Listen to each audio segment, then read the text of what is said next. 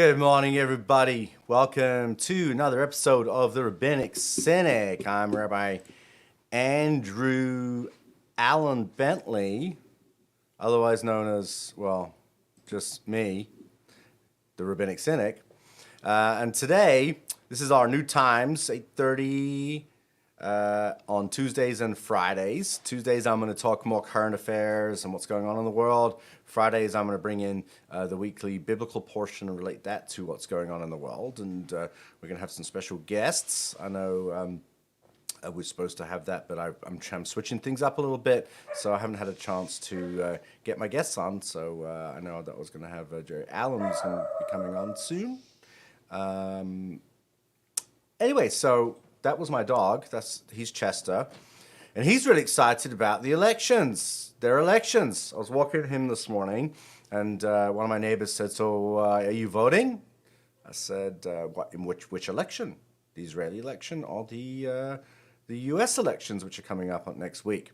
Well, I would be voting in the Israeli elections if I lived in Israel, but in Israel, there is no such thing as absentee ballots if you do not live in Israel. You have to actually live in Israel to vote there, even if you're Israeli. They don't care. Does that make sense, or does that not make sense? That's another question. But that is the law in Israel. As far as the American elections go, well, I'm not necessarily going to be talking about that this week. Not my place. Sorry. But I do want to explain a little bit about the Israeli elections. What are they all about? Why do we have so many there are Israeli elections, like it seems like there's every 6 months or every year, there's another Israeli election. I think there's been 5 in the last, in as many years. This is the 5th Israeli elections in a very short period of time. What is really interesting, though, is today Israel is voting. Just to explain to people that don't understand how the process there works, Israel is a parliamentary democracy. And if you've ever heard the old phrase, one Jew, 5 opinions, 2 opinions, how many opinions? That pretty much sums up Israel. In Israel, you have a lot of political parties. And for a political party to actually get into the Knesset, which is the Israeli parliament, you have to reach over a certain threshold, which I believe is 3% of the vote. And so what we're seeing in this election, so what happened last time, I think was revolutionary in terms, not revolutionary, but it was different. You had a wide coalition of a number of the different centrist parties, and you had the Arab parties, and you had the left-wing parties, and they all were in this government. But it was these governments are very fragile. You have to get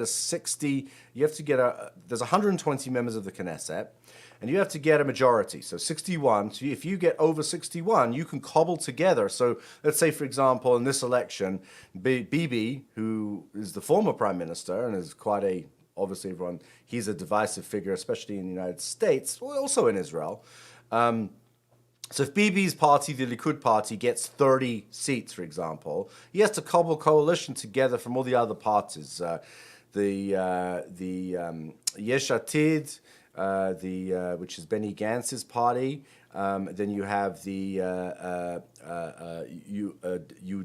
Tzionut Yehudit, which is the National Zionist Party, which is now the 3rd biggest party in Israel, which is quite interesting. I believe I have one of my colleagues from rabbinical school is running. So Rabbi David Fine, if I believe you're still running for that party, well, good luck to you today.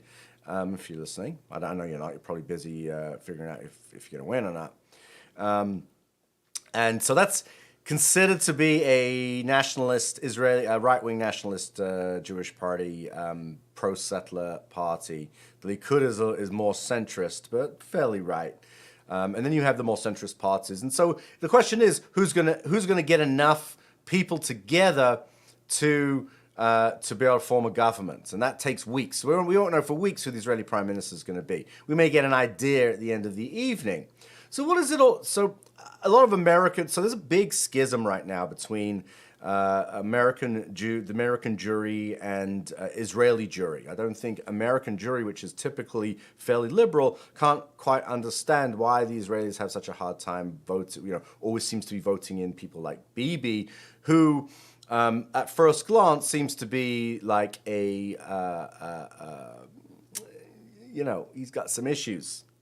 We know Bibi has some issues. I remember Bibi back in the 90s when I lived there, and I was quite fond of him. I'm not sure where I stand on him now. I'm not going to take a side on this.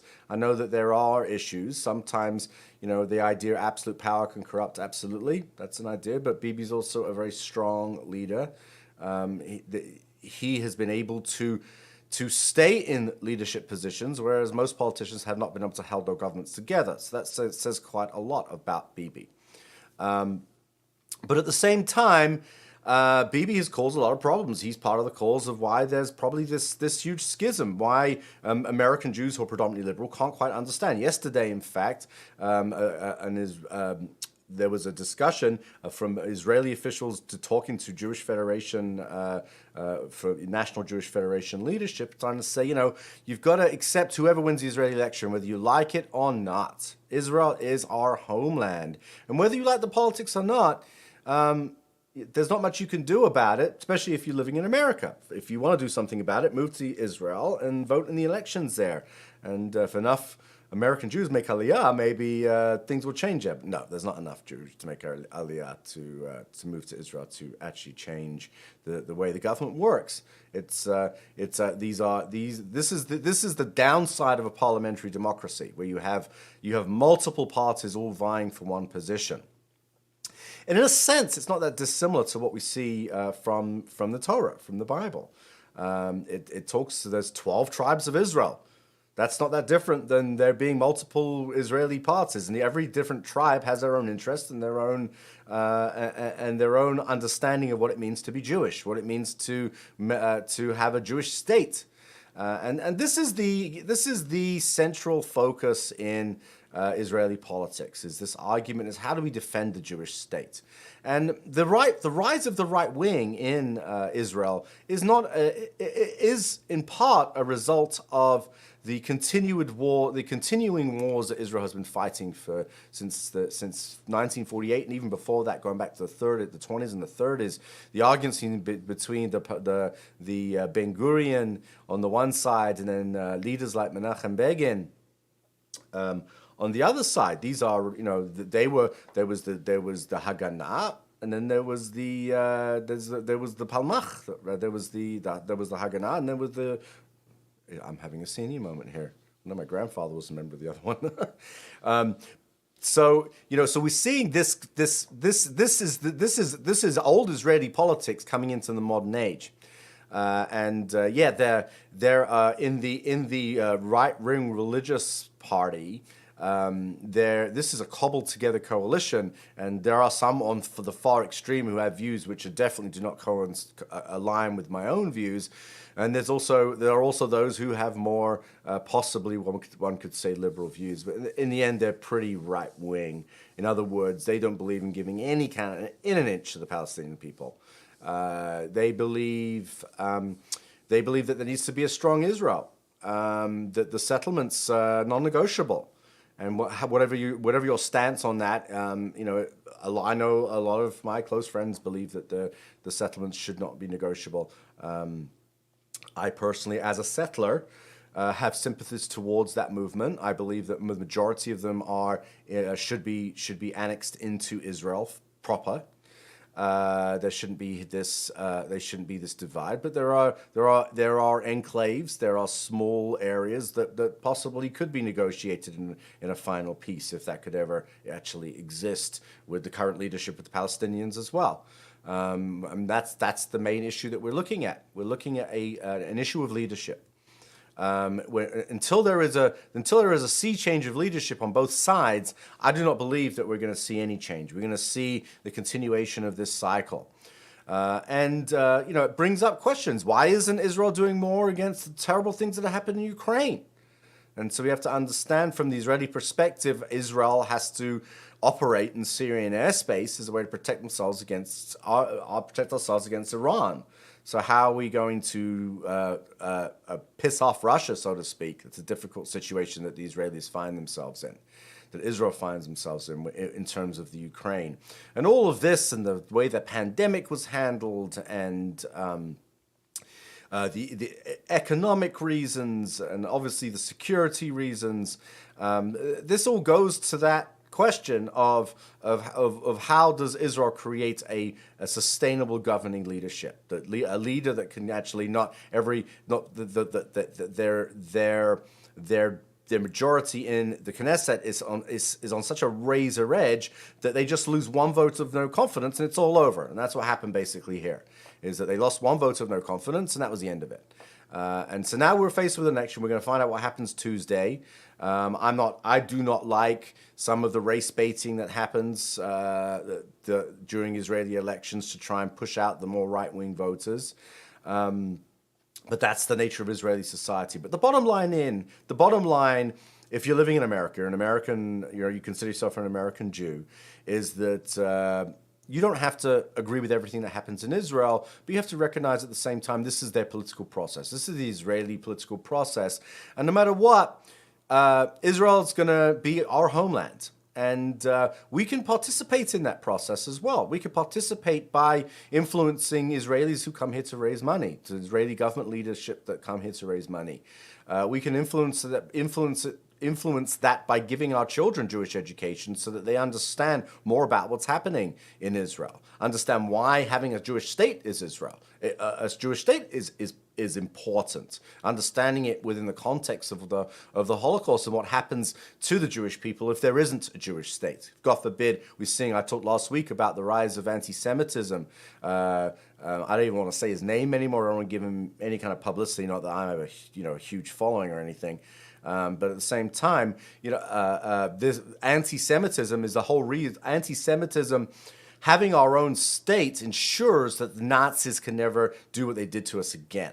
That we have a state that is strong enough. We have a place to go. We were turned away by every country in the world. The United States, the English try to stop us from moving into, the British try to stop us from emigrating after the Holocaust. We were just coming out of the camps and they put us into other camps. I mean, come on. The state of Israel is here to stay. It is not going away. It's not even a question should there be a Jewish state. There is a Jewish state. And so now, when part of it comes to the Jewish state, good or for bad, we have these crazy elections on a regular basis. And whoever wins tomorrow, whoever wins today, in fact, it's today now, we'll find out probably tomorrow, who's going to possibly be able to put a government together. I don't want to make any bets. I'm not going to make any bets on that.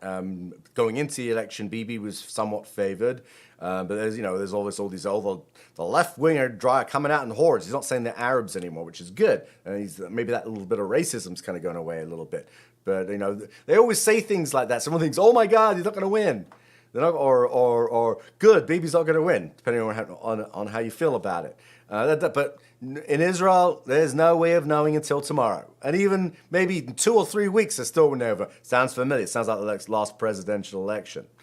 So with that, I want to say that this still goes to that major Jewish concept of, the Shoftim u'Shotrim. You shall appoint yourselves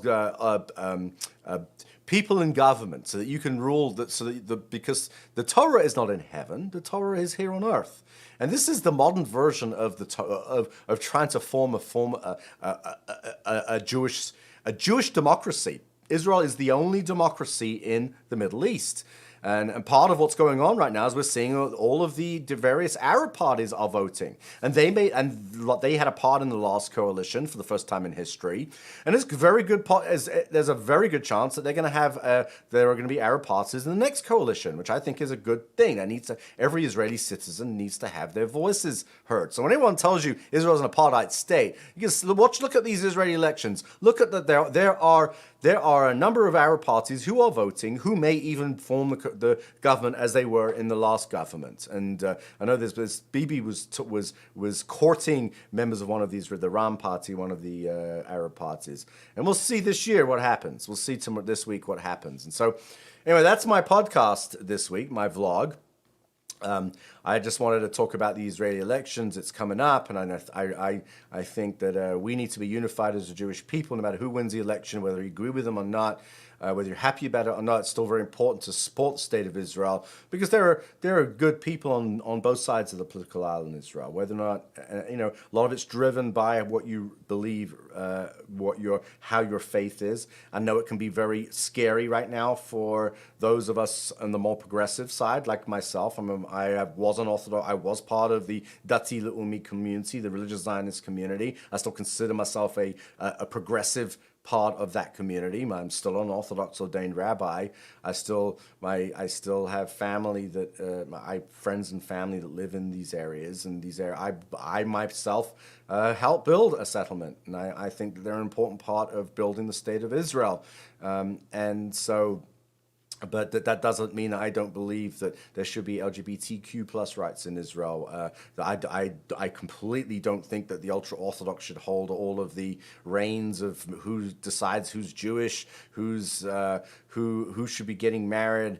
They should not be controlling these kind of these issues in Israel. And so that's concerning to me, is that they're going to be part of what forms a government together. I'm hoping that Bibi can maybe form a broader coalition if he wins. And that if Yesh Atid wins, then that there's also a room for obviously that they can come in with a greater majority that could help them move forward as well, and represent a broader swath of Israeli society, which they do. The right wing do not represent as broad a swath as the last government did. That's clear. Most Israelis want peace. Most Israelis do not fall on the far right. Most Israelis are either middle right or middle left. That's where Israel is probably very similar to American politics, just expressed differently. The visceral experience of experiencing war, of having your children go off to fight in the IDF, as I have done, and many of my other Israelis, my sister, my family, and my friends. We are used to that idea of having our children serve in the IDF. My son is doing reserve duty next week in the IDF. He's training, but so there's nothing dangerous, but sometimes he may have to do things that are dangerous. And so this is an issue which is very important to us. We want a brighter future for our children. I don't want my children to be fighting. I don't want my children to be serving in Jenin. I don't want my children to be. I don't want my children to be doing this. I don't want my kids to be doing. My grandkids to be doing this. To be fighting. I want them to live in a prosperous, thriving country where Palestinians and Jews can live together and do business together, and it's just good for everybody. Without terrorism, there's no terrorism, there's no shooting, there's no worrying about where the next bombing is going to come from, or some of the Palestinian people who just want to live in peace. Their leadership should be able to rise them above where they are right now. And this is the world that we're looking forward to. This is the big argument that's going on in Israel. It's how do we achieve that? How do we accomplish that? And at the same time, how do we make sure that a country like Iran, that wants to wipe Israel off the face of the earth, isn't able to do that? Because without Israel, I fear for the future of the Jewish people, especially considering some things that have been going on in the world today. So that's it. I said that's it twice. I'm saying that's it now. I want to say one last thing. I'll see you on Friday as we'll be talking about Abraham. What does make Abraham the father of monotheism? That will be the topic I'll be discussing next week. And if you have any questions for me on the Rabbinic Cynic, you can email me at rabbibentley@gmail.com. I've got it right here. There's my questions. If you want to see the questions, here. So you can rewind that. It's always up there to watch on YouTube and Facebook. Hit like and subscribe on YouTube. Go to my YouTube channel, subscribe. If you like this, bring you more content. As I said, I'm revamping the show. That's why I'm not doing it every day. Every day is a little much. So I'm going to create more content, have more guests, do some more music programming. So live long and prosper. And once again, I'm so excited about what happened at the end of Doctor Who. That's all I got to say. Bye, everybody. Have a beautiful day.